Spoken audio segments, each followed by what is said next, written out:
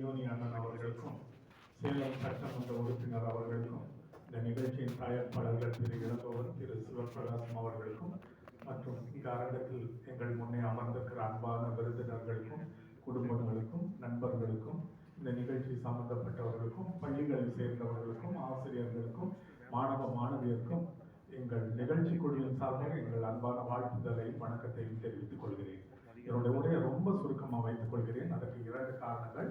ஒன்று, சிறப்பு விருந்தினரின் நேரத்தின் அருமையை உணர்ந்து, இரண்டாவது, இந்த விழாவை தொடர்ந்து நடக்க இருக்கிற பத்திரிகையாளர் சந்திப்பு. அதில் இந்த நிகழ்ச்சியை குறித்த, இந்த விளையாட்டை குறித்த விவரமான உங்களுடைய எல்லா கேள்விகளுக்கும் விளக்கத்தை நாங்கள் சொல்ல எங்கள் குழுவோடு காத்திருக்கிறோம். அதில் நம்ம அந்த விவரங்களை வைத்துக் கொள்வோம். ஒரு சுருக்கமாக இந்த நிகழ்ச்சியின் பின்னணியை பற்றி சொல்லிவிட்டு நான் விடைபெற விரும்புகிறேன்.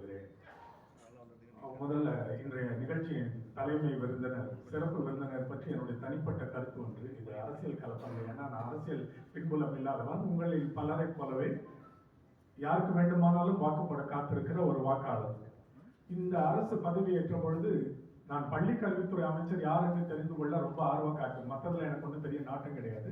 ஏன்னா எனக்கு இந்த கடைநிலையில் இருக்கிற குடும்பங்கள், சின்ன சின்ன ஊர்களில் இருக்கிற பிள்ளைகள், அவர்கள் படிக்கிற அரசு பள்ளிகள், இவர்களோட நீண்ட கால தொடர்பில் இருக்கிறேன். அவங்களுக்கு ஏதாவது சின்ன சின்ன அளவில் என்னால் இயன்ற அளவில் செய்து கொண்டு இருக்கிறேன்.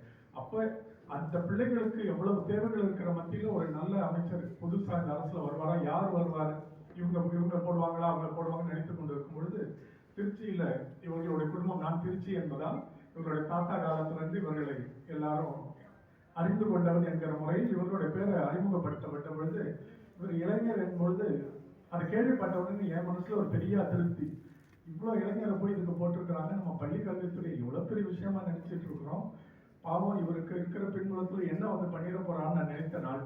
அப்படியே கட் பண்ணி ஃபாஸ்ட் ஃபார்வர்ட் வந்தா இன்னைக்கு பார்க்கும் பொழுது நான் வியந்து இவரை பார்த்து போற்றுவது உண்டு. நல்ல வேளை இந்த மனுஷனை போட்டாங்க.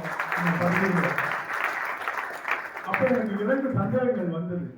இந்த மனுஷன் இவ்வளவு திறமையா இதை செய்ய முடியும்னு யார் அவருக்கு போய் முதல்வருக்கு சொன்னது? அவருக்கு எப்படி இவருடைய இந்த துறையை சார்ந்து இவ்வளவு சிந்தித்து திட்டமிட்டு திறமையாக ஒரு வெகு தொலை நோக்கோடு இவர் செயல்பட முடியும்னு எப்படி அவர் அறிந்து கொண்டார்னு 2 பக்க வியப்பும் எனக்கு உண்டு. சுருக்கமாக வைத்துக் கொண்டால், இவரை விட இன்னொரு சிறப்பான பள்ளி கல்வித்துறை அமைச்சர் கிடைத்திருப்பாரா என்பது என்னுடைய